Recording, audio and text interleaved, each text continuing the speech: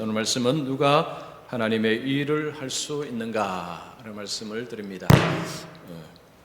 지난주 월요일 날 제가 새벽에 하나님께 이런 기도했습니다. 다가오는 주일 날 무슨 설교할까요? 저는 늘 이렇게는 하지 않습니다. 이제 가끔 이렇게 하는데 이 본문이 이제 이렇게 떠올랐어요. 이 본문은 제가 설교를 한 2번 정도 한 적이 있습니다. 그래서 본문은 똑같지만 내용은 완전히 다릅니다. 제가 완전히 새롭게 설교문을 작성했기 때문에 제가 이제 이 설교를 준비하면서 그런 생각했습니다. 누군가는 들어야 되는구나. 하나님께서 누군가에게는 말씀을 하시고자 하는구나. 여러분께서 들으실 때 그 누군가가 나라고 생각하시고 여러분 오늘 말씀에 귀를 기울이시고 끝까지 집중해서 말씀을 한번 들어보시기 바랍니다. 여러분 오늘날 그 무신론자들이 신앙이 없는 종교가 없는 사람들이 종교에 관해서 가지는 상식이 있습니다. 즉 신앙이 없는 사람, 종교가 없는 사람들이 종교를 바라볼 때 그들이 가진 상식이라는 것이 있습니다. 종교가 나에게 말을 걸어올 때라는 책이 있는데 이 책에 보니까 이제 이 종교가 없는 사람들이 종교를 어떻게 바라보는가 그 상식을 적어 놓았는데 크게 2가지입니다. 자, 첫 번째는 종교는 그래도 쓸만하다. 긍정적인 관점입니다. 또 하나의 관점은 부정적인 관점입니다. 종교는 쓸모없다. 종교는 무익하다. 라는 관점, 이 2가지 상식의 관점이 있습니다. 자, 먼저 긍정적인 관점을 보겠습니다. 종교가 없는 사람들이 종교에 관해서 긍정적으로 말할 때 그 상식이 뭘까요? 이런 것입니다. A라는 사람이 지금 굉장히 힘든 상황 속에 있습니다. 그자 친구 B라는 사람이 A에게 와서 내가 가진 종교, 내가 믿는 신에게 기도하면 그 신이 당신을 도와줄 것이다. 그러니까 내가 믿는 이 종교로 와라 라고 초대를 합니다. 그래서 그 종교로 들어가서 그 신에게 도움을 요청합니다. 그 책에는 이렇게 기록되어 있습니다. 비록 가짜 희망일지라도 그 희망을 가지면 긴 어두운 터널을 지나갈 때 도움이 된다. 그러다가 그 가짜 희망 덕분에 터널을 벗어나기도 한다. 그래서 종교를 가지는 것은 쓸모가 있다. 종교는 우리에게 이런 유익을 준다라는 그런 긍정적인 관점이 있다는 것입니다. 이건 여러분 다 들어보셨죠? 자, 2번째 부정적인 관점이 있습니다. 이것은 종교가 쓸모가 없다. 종교는 무익하다라는 관점입니다. 기우제를 하는 사람은 우물을 파지 않는다고 합니다. 왜냐하면 가뭄이 생기면 기우제를 하면 되기 때문에, 즉 신에게 요청하면 비가 오니까 굳이 땅을 팔 필요가 없다는 거죠. 자, 이게 무슨 말이냐면 미래의 불행을 막고자 오늘 뭔가를 준비하고 할 필요가 없다는 것입니다. 필요하면 신에게 구하면 되니까. 그러면서 하는 이야기가 이 종교가 세상의 발전을 저해하고 있다는 것입니다. 인간을 무기력하게 만들고 있다라는 주장을 하고 있습니다. 책임져야 될 것을 책임지지 못하도록 하는 것이 이것이 종교다라고 이야기하고, 그리고 세상 보니까 종교 간의 전쟁의 말이 일어납니다. 폭력, 비난 이런 것을 보니 종교가 없으면 세상이 더 좋아지겠다. 종교는 필요 없다라고 하는 관점이 있습니다. 세상에는 크게 종교에 관해서 이 2가지 상식이 존재한다는 것입니다. 여러분, 이런 상식을 가지고 있을 때 예수를 믿는다. 쉽지 않습니다. 예수를 믿기 위해서는 이 상식이 제거가 되어야 됩니다. 그런데 여러분, 사람 마음속에 이 상식이 잘 박힌 못처럼 깊게 박혀 있습니다. 이게 잘 빠지지가 않습니다. 그래서 예수를 믿는다는 것이 굉장히 어렵습니다. 종교를 가진다는 것이 굉장히 어렵습니다. 예수를 믿고 나면 그러면 우리가 교회를 다니면 이 모든 그런 세상의 그런 상식들을 다 그게 제거되었느냐? 그렇지도 않습니다. 그 상식의 찌꺼기가 남아 있습니다. 여전히 그 세상의 상식의 찌꺼기가 우리 속에 잘 박힌 못처럼 그대로 박혀 있습니다. 그래서 믿음이 잘 자라지 않습니다. 그리고 하나님의 일을 하는 것을 주저하게 만듭니다. 이런 세상의 상식들이 가슴 속에 깊이 남아 있으면 하나님의 일을 하는 데서 이게 자꾸 끌어당긴다는 것입니다. 불필요하다, 할 필요 없다, 그걸 뭐하러 하느냐, 이런 생각을 자꾸 주입을 하니까 하나님의 일을 하는 것을 굉장히 주저하게 만듭니다.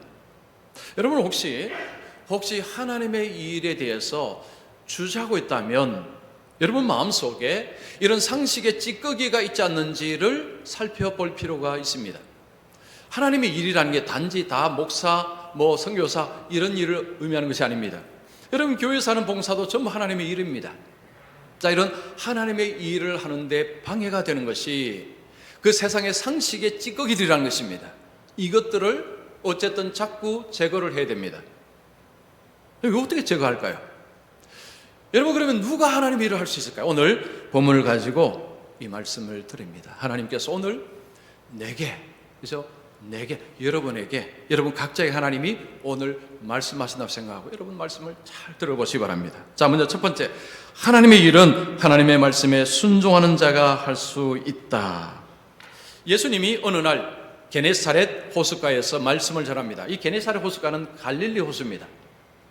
이 호수는 굉장히 길고 넓습니다.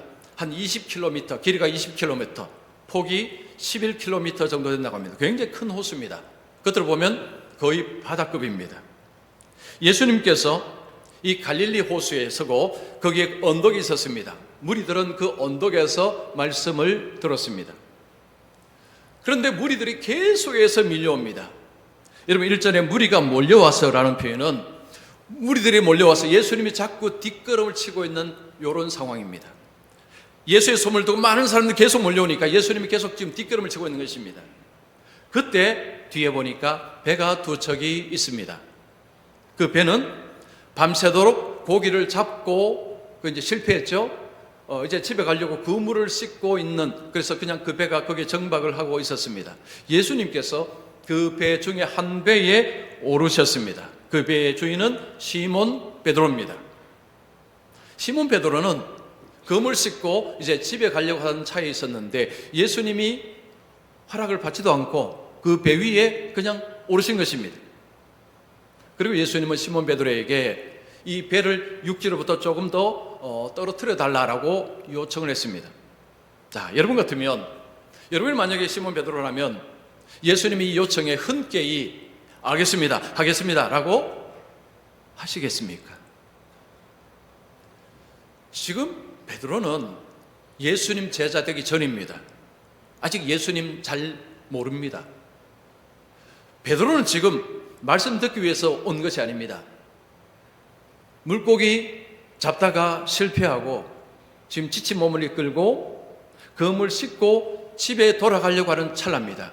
그런데 예수님께서 난데없이 자기 배에 오르시고는 육질보다 좀 떼어달라라고 요청합니다. 여러분 같으면 자원해서 기쁘게 하시겠습니까? 이걸 거절하기는 어렵습니다. 왜냐? 많은 무리들이 보고 있기에 못합니다 라고 말하기 어렵습니다. 근데 흔쾌히 받아들이기도 쉽지 않습니다. 왜냐? 지금 이 상황은 너무 지금 피곤합니다. 빨리 집에 가고 싶습니다. 그런데 예수님께서 그런 요청을 하니 흔쾌히 수용하기도 어렵습니다.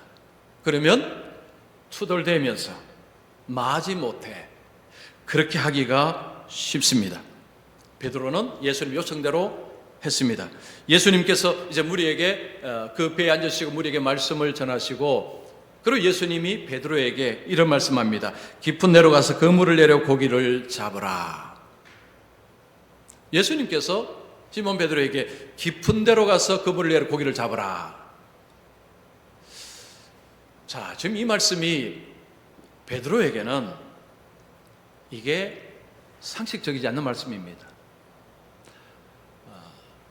예수님은 목수입니다.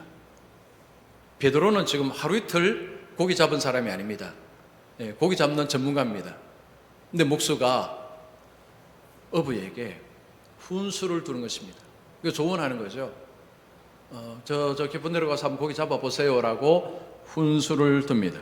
여러분, 같은 업종에 있어도 이 성과가 탁월하지 않으면 훈수 못 둡니다. 근데 업종이 다릅니다. 다른 업종의 사람에게 훈수를 둔다는 것은 이건 굉장히 위험합니다. 이건 마치 이렇습니다. 어떤 학생이 시험을 쳤는데 망쳤습니다. 나왔습니다. 그런데 그 학생에게 다시 시험 치라고 떠미는 것하고 똑같습니다. 이미 실패했습니다. 고기 못 잡았습니다.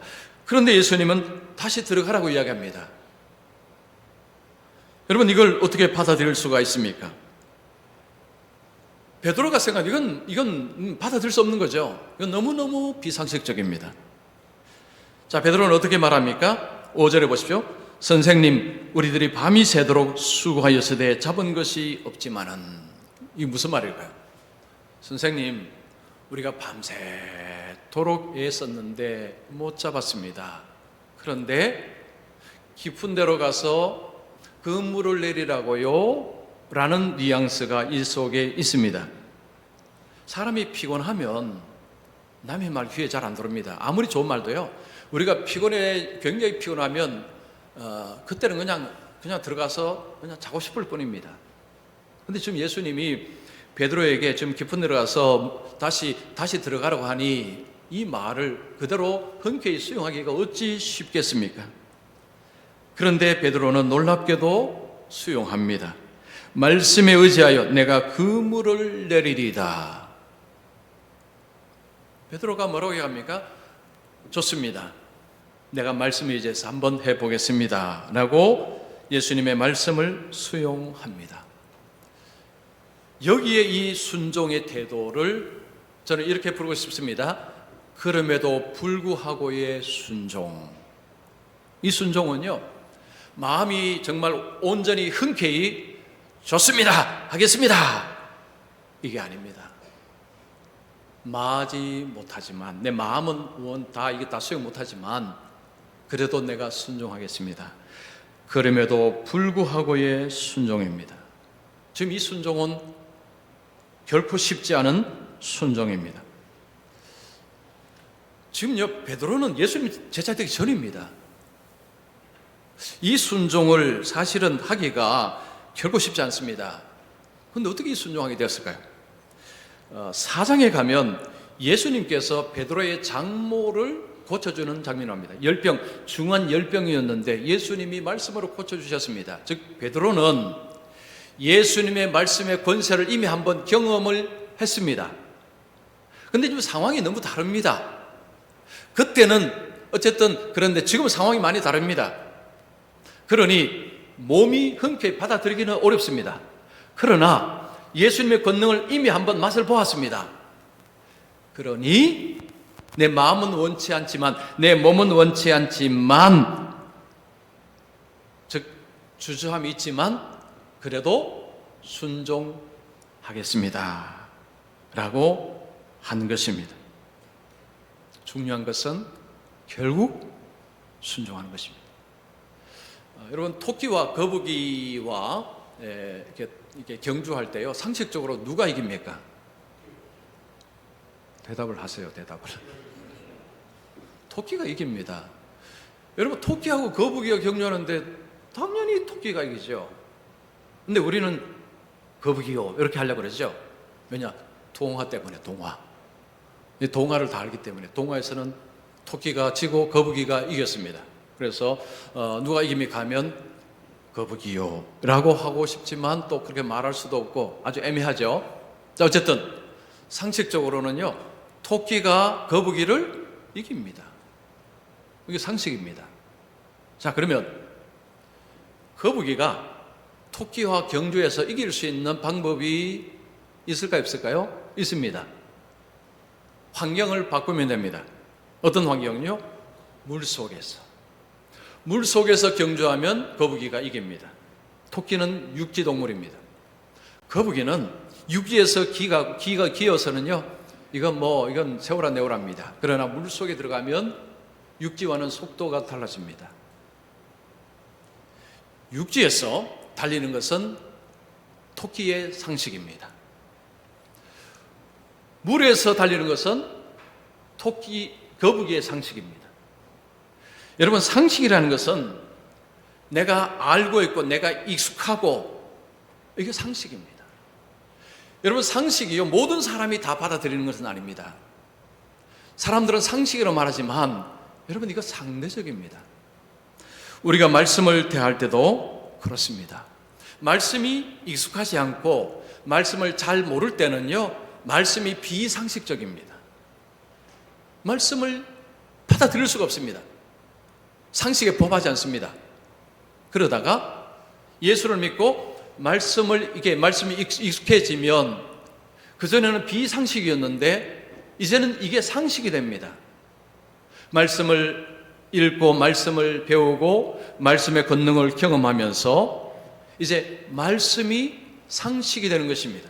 그래서 예수 믿는 자에게 말씀은 상식으로 변화가 됩니다. 자, 그러면 여러분, 예수를 믿으면 하나님의 모든 말씀이 다 상식으로 다가올까요? 그렇지도 않습니다. 여러분, 말씀은 굉장히 양이 많습니다. 어떤 말씀은 그렇지, 이거 맞지, 마음에 받아들여지는데, 어떤 말씀은요, 이건 좀 이상해, 이건 상식적이지 않아 라고 하기도 합니다. 즉, 상황에 따라서 이게 상식, 비상식이 왔다 갔다 합니다. 자, 예를 한번 들어볼까요? 자, 여러분, 우리가 재정적으로 괜찮을 때 11조는 별 문제가 안 되죠? 여러분, 상식입니다. 이거 당연히 해야 되지. 근데 재정적으로 여러분이 힘들게 되면 그때는 11조가 상식이 아니고 비상식이 됩니다. 이럴 때도 11조 해야 되나? 내가 좀 이렇게 힘든데도 11조 해야 되나? 마음이 바뀌는 것입니다. 우리가 예수 믿고 여러분, 시간이 5년, 10년, 20년 지나면서 말씀을 우리가 알아가지만요, 모든 말씀이 다 한꺼번에 다 우리가 이해되고 모든 환경에서 다 말씀이 상식화되느냐? 그렇지 않습니다. 우리는 이 과정을 밟아갑니다. 비상식이었던 것을 이제 말씀에 익숙해지고 말씀을 배우고 말씀을 이렇게 따라 살면서 비상식이 상식으로 이렇게 건너오는 과정이 계속해서 필요합니다. 이 과정이 없으면요, 20년, 30년 예수 믿어도 여전히 말씀은 생경합니다. 낯섭니다. 이건 안 맞아. 이 말씀대로 내가 못 살겠어. 이렇게 됩니다. 여러분, 그 과정을 반드시 거쳐야 됩니다. 내게 비상식이었다는 말씀이 상식으로 오도록 계속해서 그 과정이 필요합니다. 그 과정을 겪기 위해서 뭐가 필요하다고요? 말씀의 순종이 필요합니다. 이때 순종은 그럼에도 불구하고의 순종일 때가 많습니다. 즉, 지금 내 마음에는 이게 받아들이지 않습니다. 그럼에도 불구하고 순종을 선택해서 순종을 하는 것입니다. 자, 여러분 한번 따라해 보시기 바랍니다. 그럼에도 불구하고 순종. 한 번 더 합니다. 그럼에도 불구하고 순종. 여러분, 좀 억지 같죠? 억지 같을 수도 있습니다. 그러나 여러분, 그럼에도 불구하고 순종을 선택을 하셔야 됩니다. 자, 야고보서 2장 26절 말씀, 우리 큰 소리를 칩니다. 시작.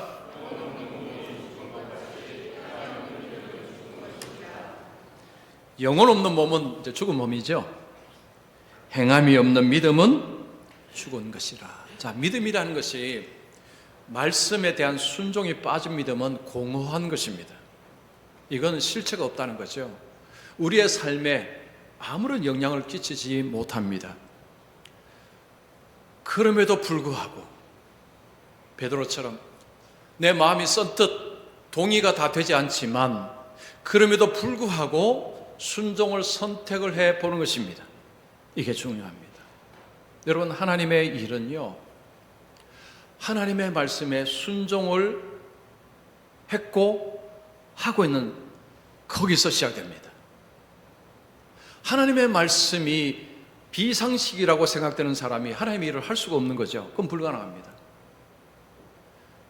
우리의 마음은 여전히 우리 속에는 이런 세상의 상식이 찌꺼기가 남아 있습니다. 그래서 우리가 어떤 말씀은요, 이거 이대로 살아야 되나, 이거 산다고 하면 되느냐라는 의심이 들어옵니다. 그럼에도 불구하고, 여러분, 그래도 불구하고 순종을 선택을 하셔야 됩니다. 그래야 그 비상식을 상식으로 이게 넘어가는 과정이 있습니다. 근데 이게 없으면요, 계속 비상식에 머물러 있습니다. 그러면 하나님의 일을 계속 주저하게 되고, 그러면 결국은 못합니다. 자, 두 번째입니다. 하나님의 일은 순종을 통해 하나님을 알게 된 자가 알 수 있다, 할 수 있다.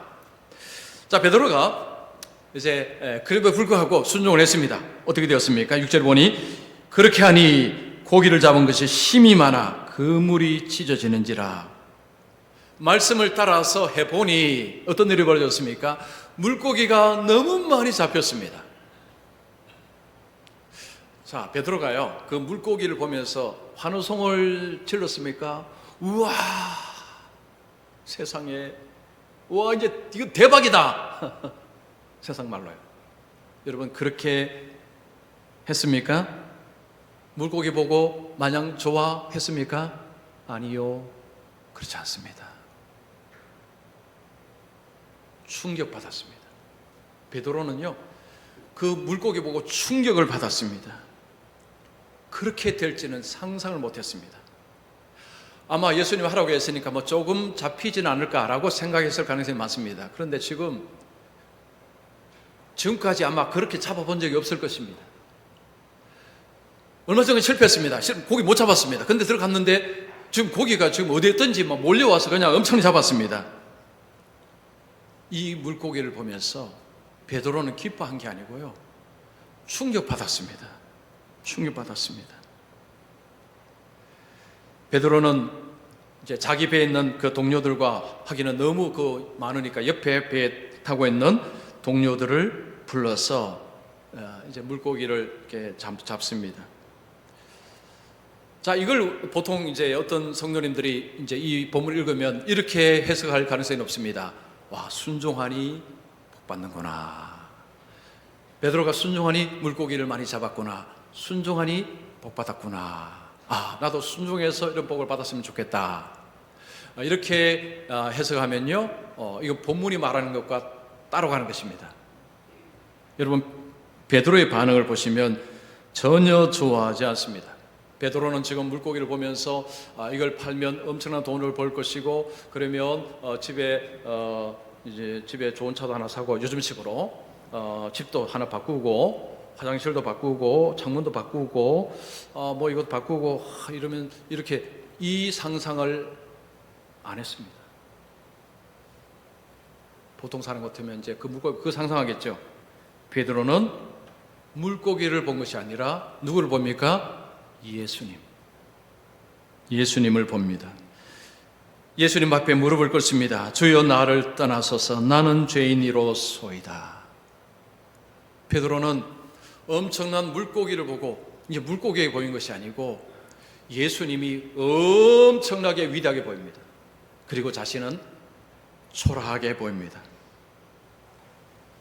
이 예수님과 자신과의 간극이 이제는 그냥 하늘과 땅처럼 이제 이게 멀어져 버린 것입니다.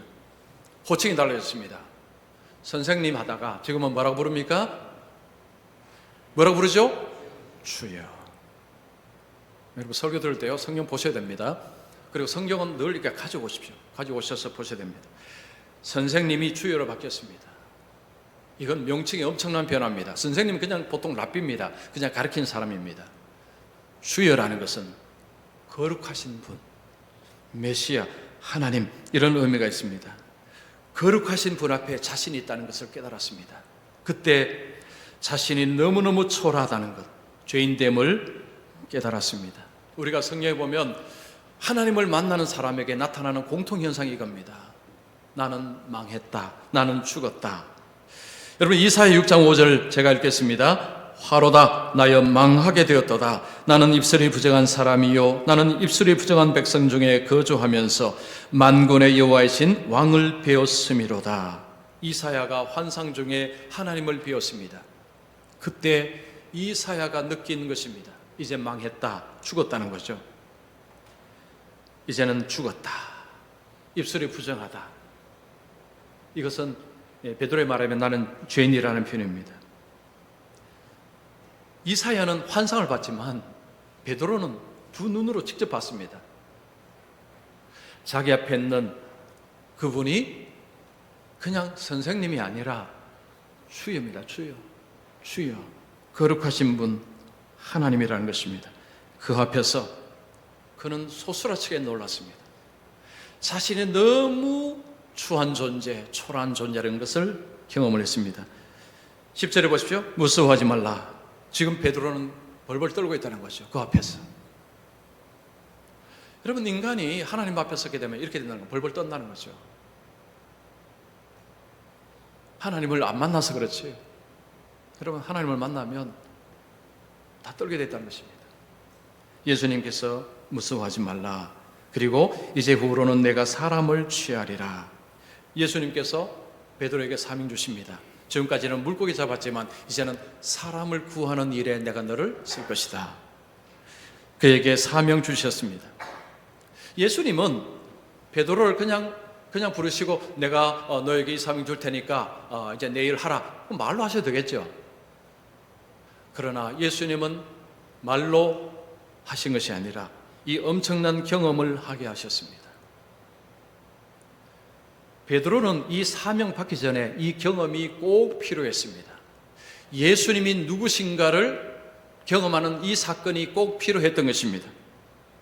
그 다음에 베드로와 그들의 반응을 보십시오. 11절. 그들이 베드로를 육지에 대고 모든 것을 버려두고 예수를 따르니라. 예수님은 배 버려두고 나를 따르라 이야기 안 했습니다.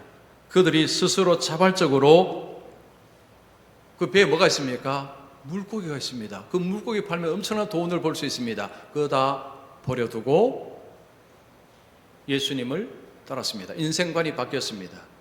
가치관이 바뀌었습니다. 인생의 목적이 바뀌었습니다. 예수님이 누구신가를 만나고 나서 그들은 인생의 방향을 바꿔버렸습니다. 물고기가 눈에 안 보입니다. 누가 보입니까? 예수님이 눈에 보인 것입니다. 여러분, 하나님의 일은 아무나 할 수 있는 것은 아닙니다. 아무나 해서도 안 됩니다. 하나님이 누구시고 예수님이 누구신가를 알아야 됩니다.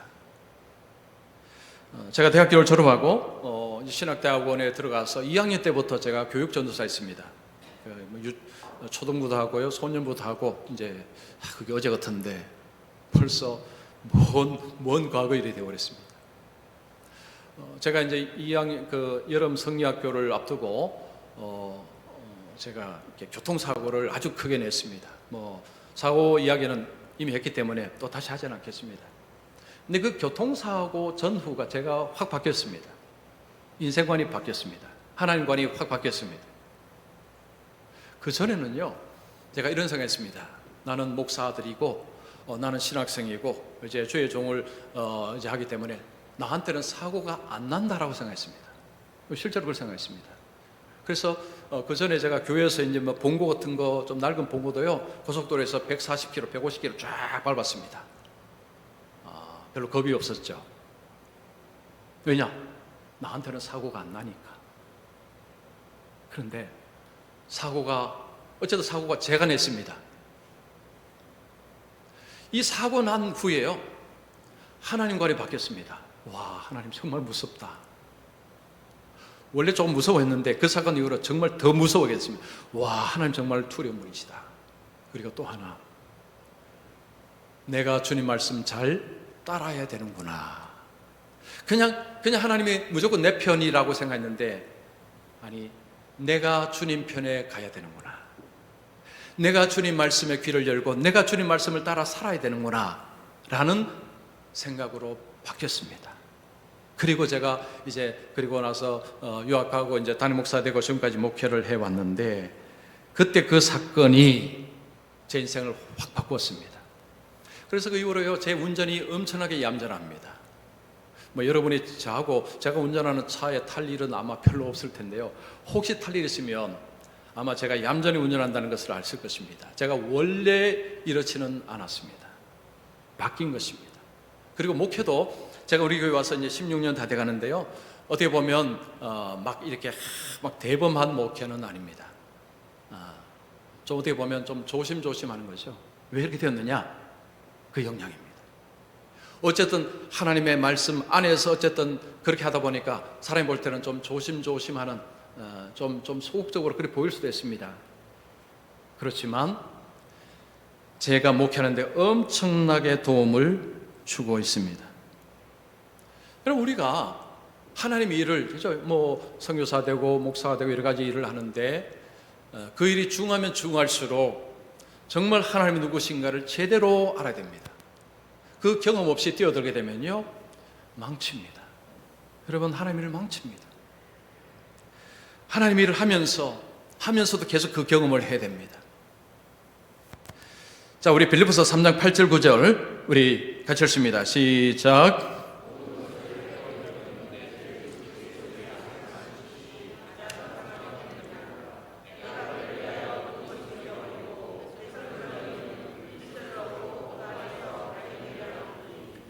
여기 보면 바울은요, 예수를 아는 지식이 최고라는 것입니다.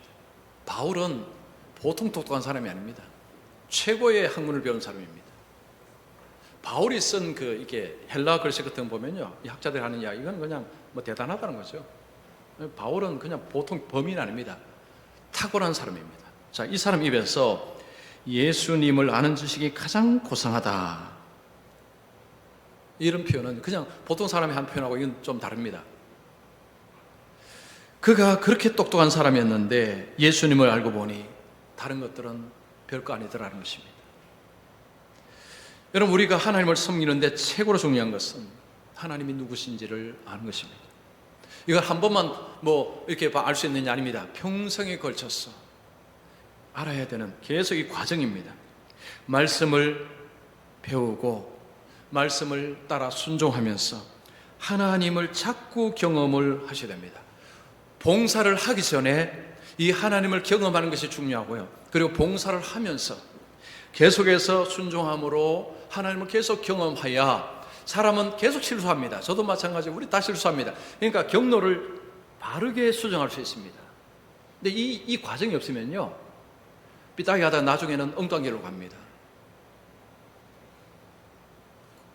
그 목사도 그럴 수 있고요, 우리 누구나 다 그럴 수 있습니다. 하나님의 일은 아무나 해서는 안 됩니다. 여러분, 목사 아무나 하면 안 됩니다. 큰일 납니다.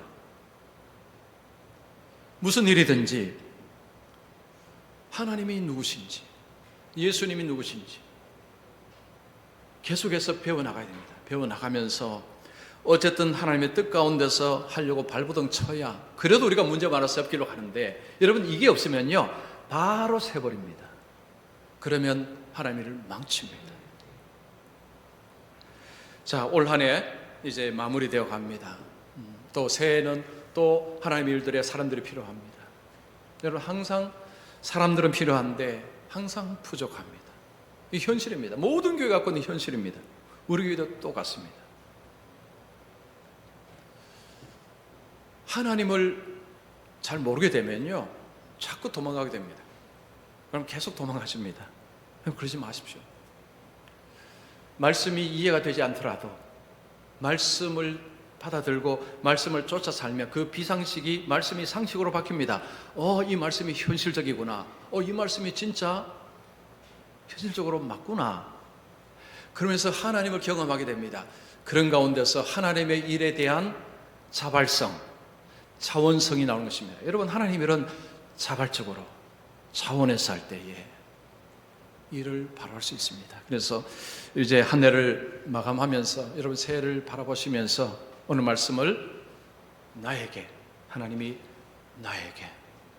나에게 주시는 말씀이라고 생각하시고 오늘 말씀을 여러분 잘 좀 새기시기 바랍니다. 그래서 저는 우리 성도님들이 모두가 하나님의 일을 하시고 모두가 우리 하나님께 충성하시고 모두가 우리 하나님 나라의 일꾼으로서 우리 하나님께 영광을 올려드리시는 우리 모두가 되시기를 축원합니다.